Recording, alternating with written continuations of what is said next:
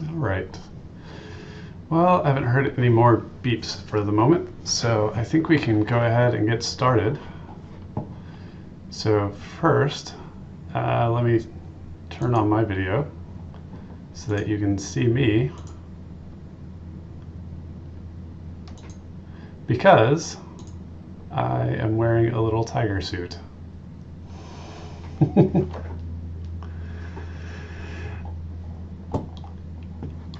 So I appreciate all of you who reached out and let me know how everyone's doing. Good to hear that for the most part it sounds like people are adjusting okay. I know this has been challenging, but here's your little reward. This is the most ridiculous thing. So this is actually my wife's, and she's like 5'8", so I could hardly even sit down in this thing. It's a little onesie, so you can see, but it only like comes down to my knees pretty much. It's absolutely absurd. And the little headpiece on it is basically choking me whenever I sit down. So I'll take the hoodie off. My apologies, but otherwise I'm going to pass out by the end of this.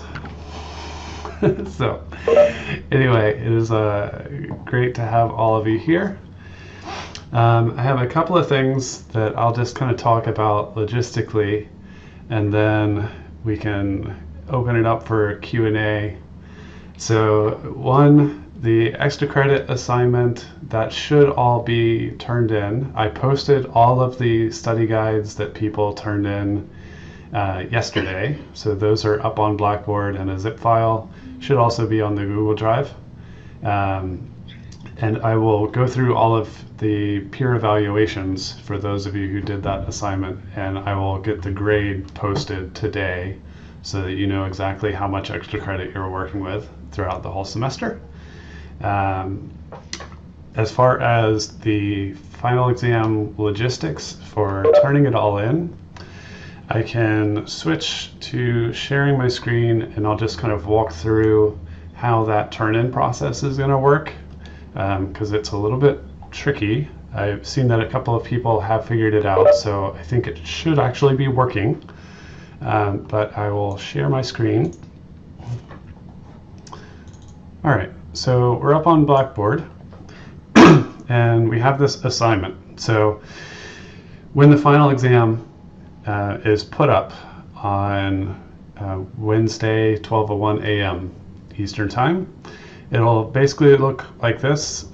You'll be able to download the final exam, and then there will be an assignment that you can use to submit it.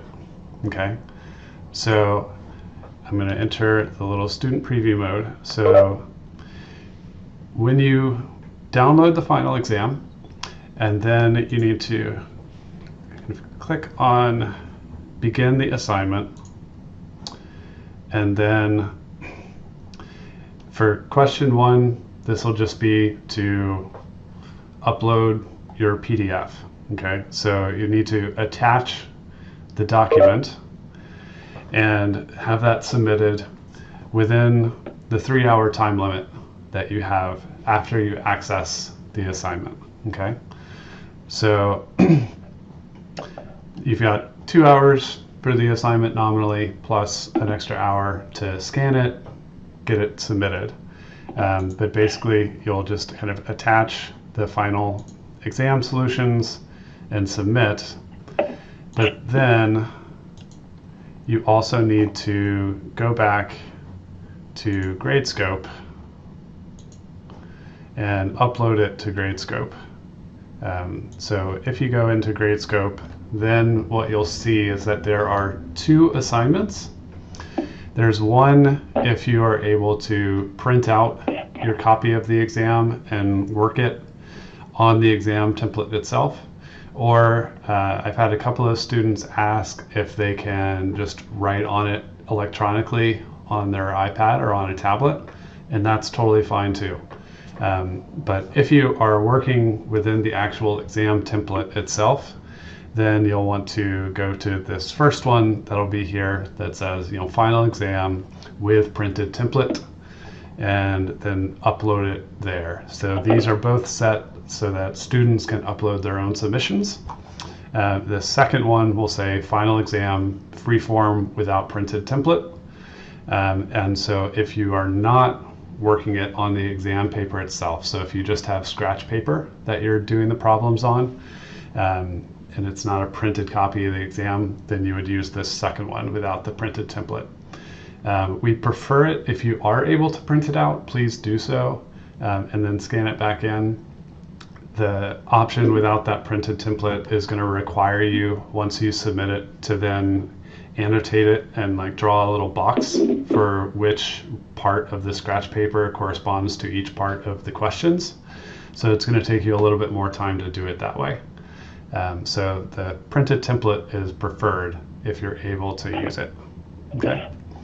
I see a couple of people were able to submit, so I think it should be active and you should be able to see it. I did change the settings so that this practice assignment is just open until Thursday night. So you should be able to use it. It's not going to have a cutoff deadline or anything like that. Whenever you want to practice, this is totally optional. It's just to help so that it's less pressure during the exam itself, because you already know how it's going to be turned in and you can assure yourself that it's working. Okay. All right. So I think there are a couple of questions in the chat box, or maybe. So, okay. Time to upload the exam on Gradescope. As long as you are able to upload the submission on Blackboard within the 3-hour time window, you should be good. I'm not going to ding you on it if you get it in on Blackboard within 3 hours and then it's 3 hours and 3 minutes on Gradescope before you can turn it in. So I didn't know of an automatic way to do that, because in theory I should be able to link these assignments between Gradescope and Blackboard, but I guess maybe something about everyone using Blackboard this semester, it was not linking up properly, so I couldn't sync the assignments. So we're just going to use what you submit on Gradescope, but just double check that there aren't changes to it compared to what you uploaded to Blackboard. Okay, so the Blackboard is what we're using for the timer, but Gradescope is what we're going to use for actually grading. Okay. And then there will be a separate link on Blackboard to download the exam questions and to submit the exam. So that's another question in chat. There shouldn't be. So it should be set up for the actual exam. It'll be on the assignment itself, because otherwise there's not going to be any way that I can check that you didn't download a copy of it, work on it over that 48-hour window, and then start the assignment officially. So it should just be posted to the actual assignment on Blackboard itself and not a separate link. So it won't be up on the Google Drive or anything like that. Okay. Other questions about the exam or the turn-in logistics? Anything like that? You can feel free to either speak up, or if you want to type them in chat, I'll see that as well.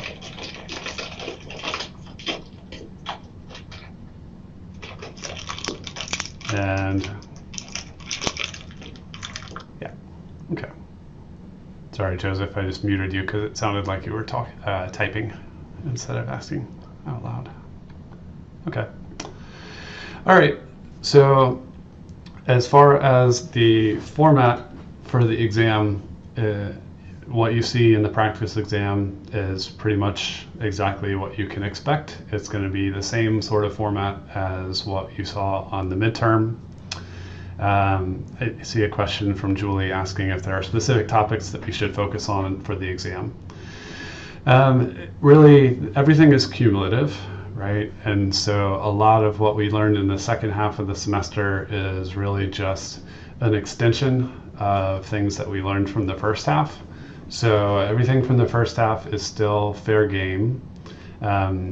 given that we've just got a 2-hour exam, I would probably give less emphasis to some of the stuff from, say, chapter 2 and 3, where we were doing like the profit maximization type stuff that was on a midterm question. I'm probably going to focus more on the material from the second half in terms of the actual applications. So that means you're more likely to see things about replacement analysis or some of the more complicated examples of break-even analysis where we do have a discount rate and that sort of thing, or sensitivity analysis. So focus primarily on stuff from the second half of the assignment, or of the semester, but that means we've still got to be a master of everything from chapter 4 in particular, where you need to be able to work with cash flows comfortably. So I would recommend, as you're going through either the study guides or as you are working on example problems or coming up with your own sort of formula sheet, there's no way that I can say you can't use the book or your notes or anything on the final. But if you want to still create a formula sheet, I think that's still a helpful way to study and kind of get prepared and have something that's going to be handy that you can refer to quickly. Because you don't want to be flipping back and forth in the textbook to find something, or looking back in the slides from particular classes and not being able to find which lecture something was in.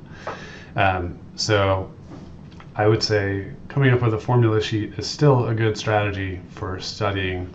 And you want to make sure that as you're pulling that together or as you're studying things from earlier in the semester, that you're still really aware of all of the little subtle distinctions between different types of cash flow formulas. So for example, if you have an arithmetic gradient, you need to remember that the gradient at t equals 1 has to have a value equal to 0. So like the first non-zero payment in an arithmetic gradient starts at t equals 2, and if it's a geometric gradient, it starts at t equals 1. So you need to be able to remember those types of little distinctions whenever you're taking a cash flow diagram or a setup for a problem and trying to convert it into whatever puzzle pieces you can use the formulas on. So that's for that particular question. The exam is going to be more heavily weighted towards the concepts and material from the second half. So things like benefit cost analysis as well would fit in that. There's a question about probabilistic risk. I would say, do some example problems. We've posted some examples both in the lecture material as well as I think Joy Yang has posted some example problems. For risk analysis, it's really going to be something fairly simple, perhaps calculating an expected net present value or an expected benefit cost ratio with a fairly simple number of scenarios or possible outcomes that could occur. I will not be asking anything that's going to require you to integrate over a PDF that's continuous. It would be like the simple examples from the lecture videos where we've got 3 or 4 different possible outcomes and a discrete probability weight that would be attached to each of them. I'm also not going to be asking you to develop a Pareto frontier and identify kind of trade-offs between the expected value of a project and the variance associated with it or anything like that. So anything related to probabilistic risk is going to be a fairly simple type of example problem. Georgia asked about extra credit for those, and what I've said in some of my email updates is that for extra credit on the final exam, that would be a multi-criteria decision analysis problem or something that incorporates some elements of multi-criteria, because that is the last thing that gets covered. It's kind of everything in the last week of class, and so that would not be something showing up in one of the normal questions on the exam. That would be extra credit problem only. Okay.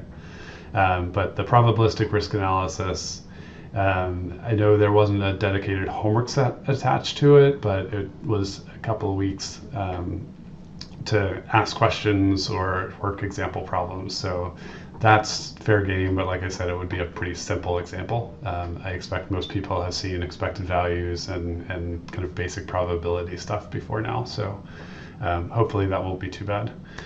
Let's see, other questions. I have a question asking, will we be expected to use Excel spreadsheets because it's all open note, or will the whole exam still be solvable by hand? That is a really good question. So my expectation is that you have all of the resources available to you in order to do the exam. So I know you have access to example spreadsheets. I am not expecting those to be required in order to solve anything. I am still personally designing the final exam as if it were a 2-hour final that is taken in class with a calculator and a formula sheet, and that's it. So that is my goal when writing the exam. I just know that you do have these other materials available, and so I'm taking that into account when considering the types of questions that I would be asking.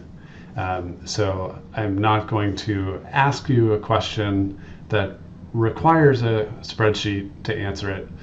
I'm also not going to be asking a question where there's an example spreadsheet from earlier in the semester where you could just kind of plug in new numbers and get the answer. So there's no need to use Excel on anything. It's still going to be totally sufficient just to use a calculator. That's partly because I don't want to change things too much on the final exam compared to what you would have expected anyway. But then that's partly also because I don't know exactly what resources people have available. Some people I know are taking this final exam while they're in a quarantine center in their home country, and I have no idea if they have Excel on their laptop or if they have to use the online version of it, which they may not have good internet access in their quarantine center. So it's not designed to require any sort of continuous internet connection at all in any circumstance. You just need to be able to get online to Blackboard to download and then upload your scanned results. Okay, let's see, other questions. Yeah, I got a couple of questions related to the Excel issues. So you should be able to do everything by hand. You will want to at least have a calculator available. So hopefully that takes care of those questions. Mine has a question about replacement analysis example between present worth and annual worth. Do you want to unmute yourself and ask your question? Hi, can you hear me? Yes. Yeah, so this was one of the TA questions. When he was doing a replacement analysis, the market values and present worth were considered to be positive, but doing an annual worth, it was considered to be negative. I was just wondering if you could explain that, please. Okay, yeah. So if you're thinking about positive versus negative values when you're thinking about replacement analysis or in other contexts, whether or not you would use a negative value for something really depends on the setup as to whether you are comparing it as a cost alternative or not. So if you're thinking about a problem where you're evaluating the worth of a project in its own right, and it's a replacement analysis context, and so we're thinking about just the cost associated with operating a piece of equipment, then if you're evaluating its worth or its expected uniform annual cost, the EUAC, then in that case you would think about all of your costs being positive except for like the market value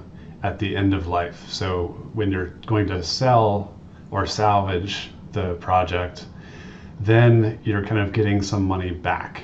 And so that market value or salvage value at the end of life, at the end of year K, would be negative compared to the initial investment or opportunity cost at t equals 0 being positive.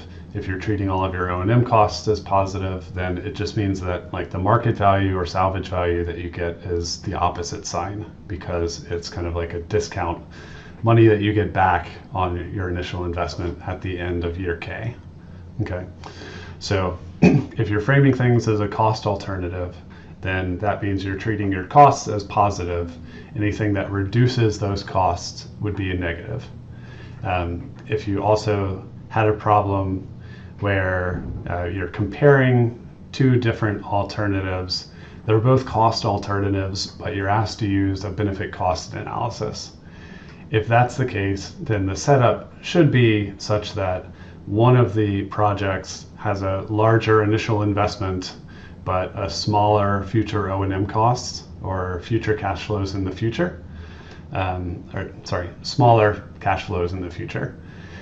Whereas the other project would have a smaller initial investment but a larger set of cash flows going into the future for O&M. So that's what the trade-off would be associated with it. And so then if you're asked to do a benefit cost analysis comparing those projects, then to get your incremental benefits and incremental costs, we would be framing the reduction in O&M costs in the future as the benefit, even if they're both cost alternatives. We're thinking about having a reduced cost in the future, and that would be your incremental benefit.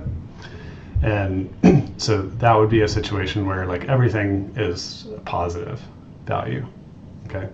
So it really kind of depends on if you're using a cost alternative and treating costs as positive, then something that reduces those costs is what you would use as a negative value. Okay.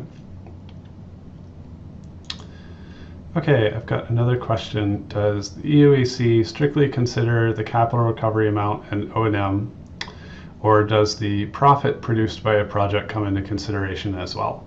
So that's another good question. So this is looking at the EUAC when we're thinking about developing the economic lifetime of a project and figuring out how long we should use it before we would replace it.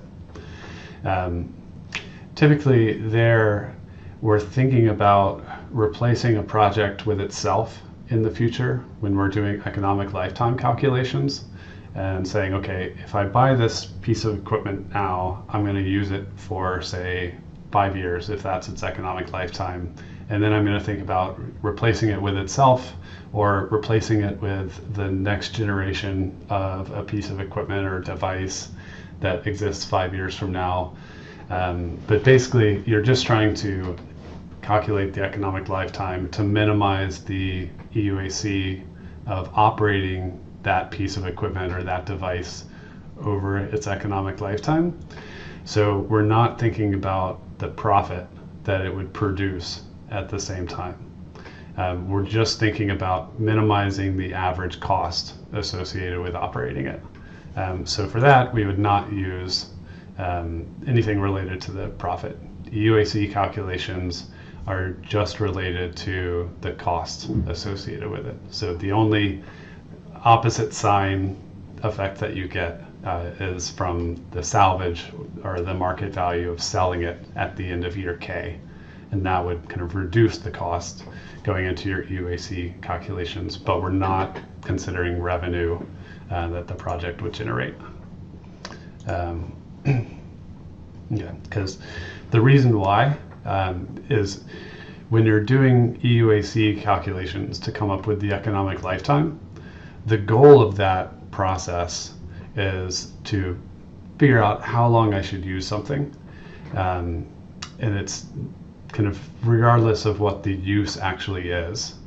So you're basically comparing this piece of equipment to itself, where the difference between them is only in how long you're using it. So I'm comparing a project where I take this piece of equipment and use it for 3 years, and comparing it to a project where I take this same piece of equipment and use it for 4 years or 5 years. So what we're producing with the equipment would be exactly the same in any of those cases. And so if we're focusing only on the difference between projects, there's no difference in the profit or the revenue. Well, sorry, there's no difference in the revenue that you would generate from using that device or equipment. And so we can ignore it. It's the same across all of those different projects.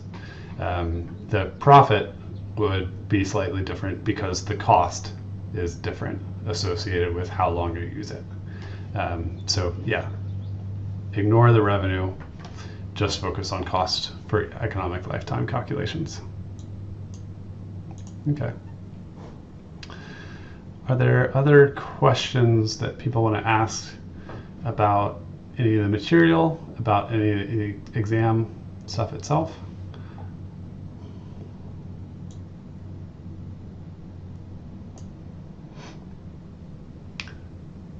Okay.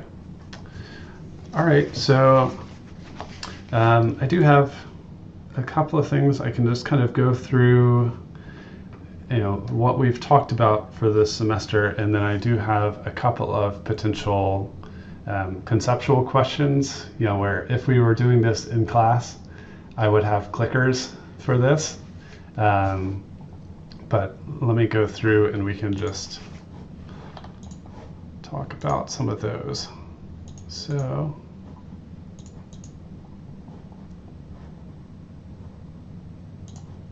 okay, sorry, flipping back and forth between multiple monitors and the recording. And let me share my screen now. Okay, so this is one of our clicker questions from earlier in the semester that there was a lot of disagreement among the class. And so I thought it would be helpful just to go through some of these more conceptual questions during the review to talk about the intuition and make sure that we're still firm about the intuition behind how some of these concepts operate. Because there could also be some questions like this on the final exam. There could be some parts to a question where you've got to do some calculations, and then there might be a clicker style question like this that says, okay, well, if I change something about the problem, then how would your answer have changed? I don't want to spend the time making you go back and redoing all of the calculations, but if you can describe, would my outcome increase, decrease, stay the same, then that tells me that you understand the intuition behind how this discounting factor works, or whatever the thing is I ask about. So, suppose Louisiana plans to upgrade the hurricane protection system in New Orleans. The costs are estimated at $2.3 billion, but the project's not scheduled to begin construction for 25 years. The state could invest a certain amount today so that the investment would earn interest and be equal to $2.3 billion in 25 years, or they could invest a smaller amount Y every year for the next 25 years in order to pay for the project. And so we're just making a comparison in these statements of how are X and Y related.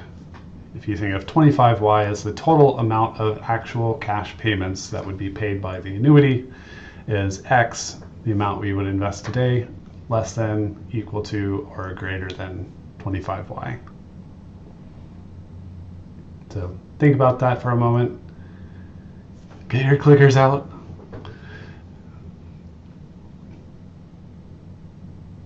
Okay.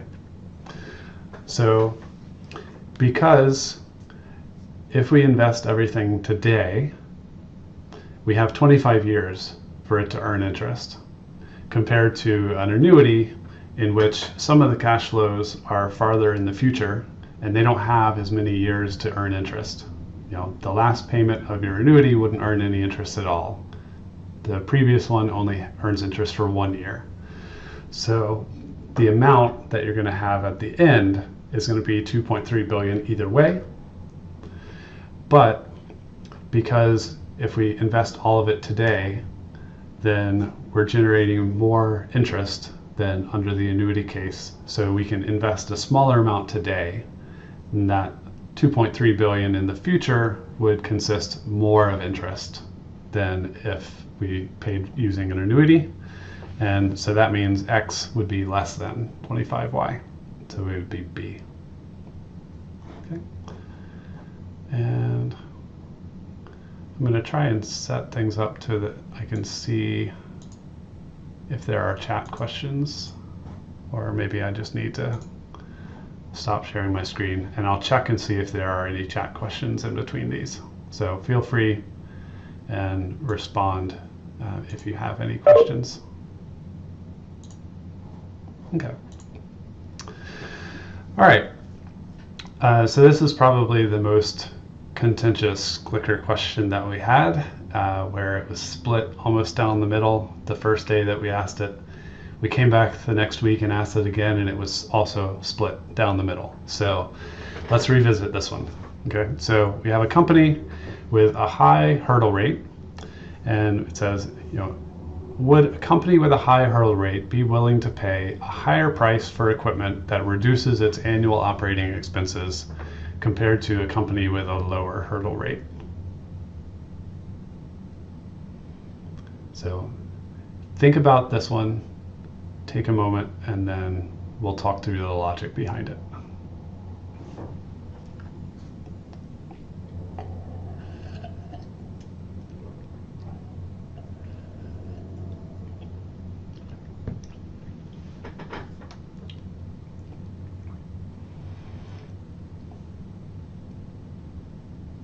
Okay, so the way that you want to think about this one, there's a couple of different ways, but the way that it works for me is to think, a company with a high hurdle rate, what does that mean? That means that they're using a large discount rate, okay? And if we're looking at this trade-off between the price we pay for equipment now that's going to reduce its annual operating expenses in the future. Okay, so it's a trade-off between making a larger initial investment in order to get lower future O&M costs. Okay, so if I have a high discount rate, what that means is that I discount future cash flows more than a company with a lower hurdle rate. Okay, so whatever future expenses I have of my annual O&M costs, I'm discounting them more than a company with a smaller hurdle rate. Okay, so that means that those costs are worth less to me. So if I could reduce that O&M costs, that would be like a benefit to me. But it's saying if I have a high hurdle rate, then I would be less willing to pay for a reduction in those future O&M costs because that future benefit is discounted more heavily than a company with a low hurdle rate. Okay, so the answer to this would be false, that the company with the higher hurdle rate would pay less for equipment to reduce its future O&M because those future benefits in terms of a reduction in O&M costs is worth less to me if I have a high hurdle rate. Okay. All right. All right, let me stop sharing. Check for chat. Okay. All right, I don't see any new questions. Okay.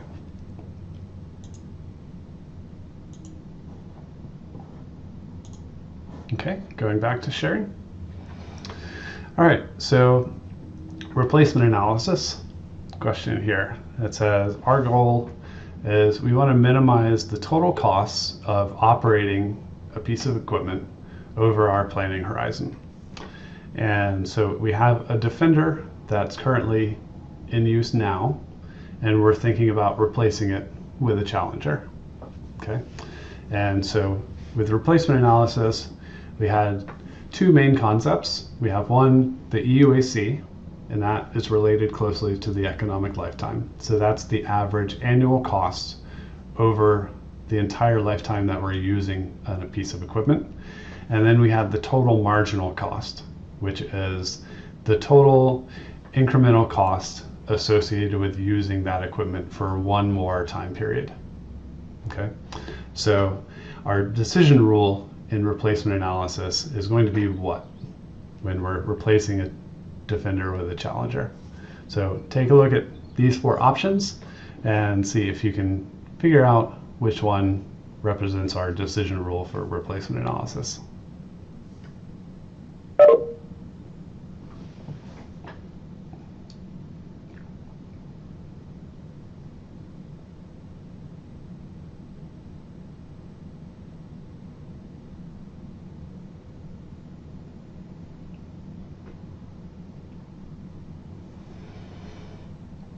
Okay. All right.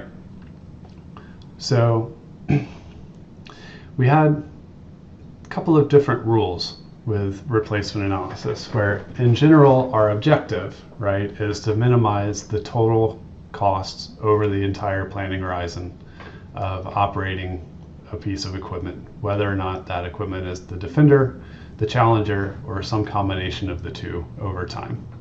Okay. And so to do that, we can think of that as trying to minimize the total cost in each year individually. You know, if we think in any given year, is it going to be cheaper for me to continue operating the Defender, or should I switch to the Challenger? Our assumption is always that if we switch to the Challenger, then we're going to use that Challenger for its economic lifetime. Okay, and so our assumption is always that for the Challenger, the cost associated with that on an annual basis is going to equal the EUAC of the Challenger at its economic lifetime. Okay, so in any given year, when we're deciding should we replace the Defender with the Challenger, our point of comparison for the Challenger is going to be its EUAC. Okay, because we're always going to assume we're going to try and minimize the cost associated with using the Challenger, so we're going to use it for its economic lifetime, so the annual worth of its costs in any given year is going to be the EUAC. Okay, and so then what we're comparing against on the Defender side should be the total marginal cost of using the Defender for one more year. Okay, so if we're thinking, should I change now, then I'm comparing against the cost in the next year. So the answer for this one would be B. Okay. And so keep in mind, if we're just thinking about a Defender and replacing it with itself, then we want to minimize the cost, same as in this problem. Okay. So if we can replace it with itself, then we're always going to end up with an annual worth of costs equal to its EUAC at the economic lifetime. But in some cases, it's better to keep using a Defender instead of replacing it with a Challenger, even if that means you're going to go beyond the Defender's economic lifetime. The reason why is because we don't always have a better alternative. Okay, so in some cases, it's better to keep the Defender operating instead of replacing it with a Challenger, because replacing it with the Challenger would be more expensive. That means that if the total marginal cost of the Defender, keeping it in service for one additional year, is still cheaper than the EUAC of the Challenger, we're going to stick with the Defender. Okay, so even if that means I'm going beyond the economic lifetime of the Defender, that's still the better option, as long as we don't have something cheaper to replace it with. Okay, so that's another way you can kind of think about why B is the answer here. Okay. All right, I'm checking for questions. Don't have any others. Okay.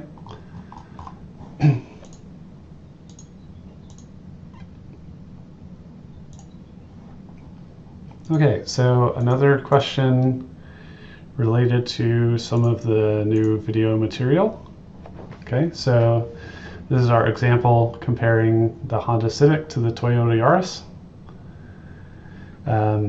You may not have seen this video in a while. Some of you may not have seen it at all. That's okay. We all have our own learning style. But take a moment, read over the question. The basic gist is that we have a Honda Civic now that has lower gas mileage and is more expensive to maintain. So we have higher operations and maintenance costs. And we're thinking about replacing it with a Toyota Yaris that has a higher initial investment to buy it now, but means we would save money on gas and would save money on maintenance in the future. So we found in the original video with this problem that it would make more sense to keep the Civic as long as we drive less than 7784 miles per year. So this was a break-even analysis problem originally. And the question here is, if instead of a 6% interest rate, we use a 10% interest rate, would the break-even threshold for miles go up, down, or stay the same? Okay, so that break-even threshold is how many miles per year do we have to drive in order for the Yaris to be worthwhile, because we're saving on gas money. Okay, so it's cheaper per mile to drive the Yaris. So we want to identify how many miles we have to drive per year in order for those benefits to add up to the difference between the initial investments, essentially. Okay. So think about what's the effect of changing the interest rate on that break-even point.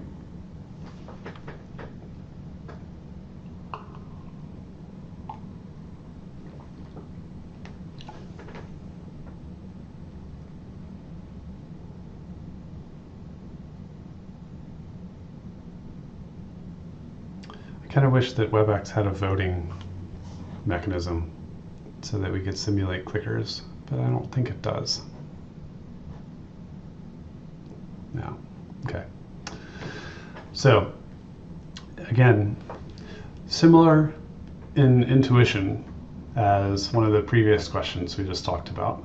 Okay, so we're thinking about tweaking our interest rate. So if we have a higher interest rate, that's effectively also a higher discount rate, right?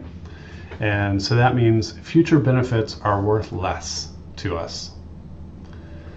If future benefits are worth less, that means we need to generate more of them on an annual basis in order to break even. So that means if we use an interest rate of 10%, the break-even threshold for miles driven should go up. Okay?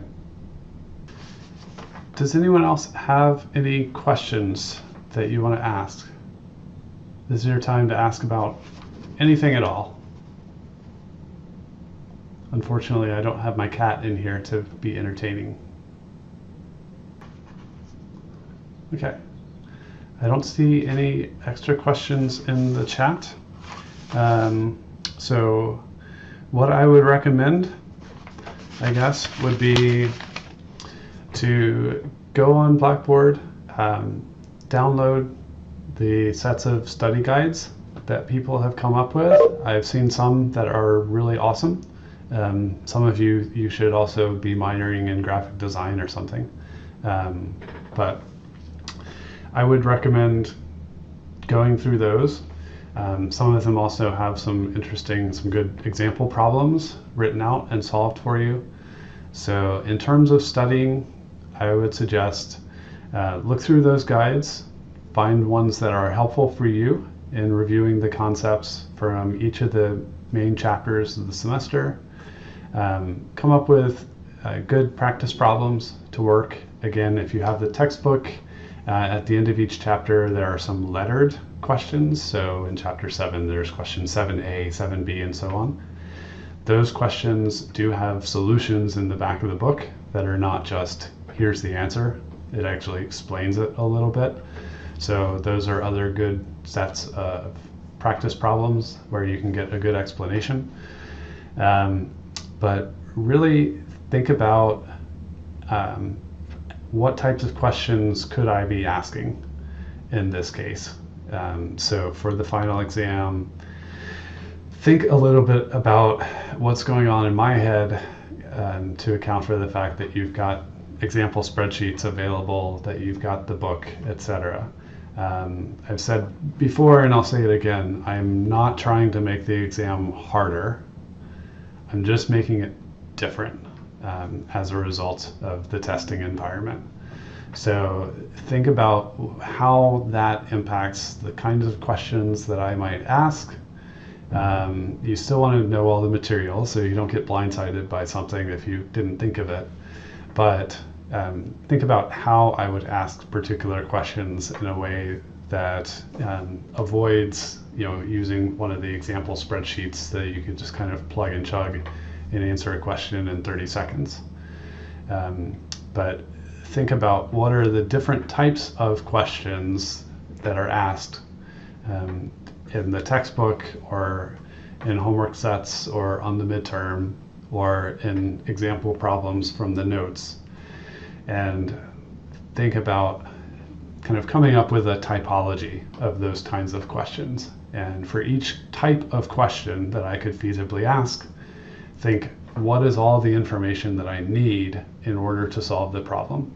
So not just what are the data elements, but then what are all the relationships and formulas that you need? And then what's the sketch of a solution? So what's the basic outline of how you would get from whatever information is provided in order to solve for whatever information is missing that I'm asking about? And then if you have things like the homework problems from past homework sets, and go through the solutions for those, think about, well, how would the solution change if I gave you some other piece of information, or if I left one thing out instead of what was actually left out in the problem? So think about how I could tweak those problems slightly in order to make them new again. And then if I was to change something, how does that change your approach for how to solve it?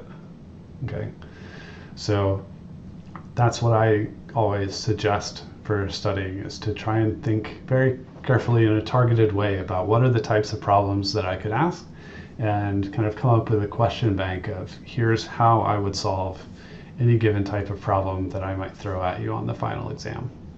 Okay, I would expect probably to see more of these intuition type problems as kind of the final part of a question, because that's something that I can kind of test your intuition on without you needing a spreadsheet to do it.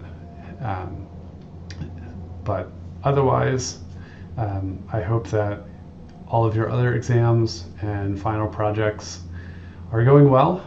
I hope that this week is something that you'll be able to celebrate at the end of it, and especially for those of you who are seniors, I'm really kind of bummed that these last month and a half, 2 months of class have been virtual, and that it's not in the same environment where you would really kind of get to celebrate the culmination of everything that you've been doing here for 4 years or more. So sorry that things are ending up this way, but I hope that you're learning something about yourself and what you're capable of as a result of going through all of this, and that I hope that you're coming out a stronger person on the other side. So if there are no further questions on the exam, then I'll open it up if there are questions on the case study or anything else that you want to ask about.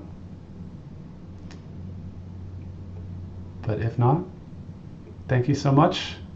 I've enjoyed all of my interactions with you throughout the semester. I'm sorry they've all been over email for the last 6 weeks, but it's a bit anticlimactic, but I'm not sure the best way to close this out. But thank you all. Thanks for those of you who also filled in the class evaluations. And for those of you who are going to be on campus next semester, if we can be on campus, feel free to stop by my office anytime. I'd love to catch up with you and hear how things went. So good luck. I'll still be responsive to email this week leading up to the exam. But like I said, it'll open up on kind of Wednesday morning, 12:01 a.m. And then you've got until midnight Thursday night to work on it. Thanks again. Good to see you.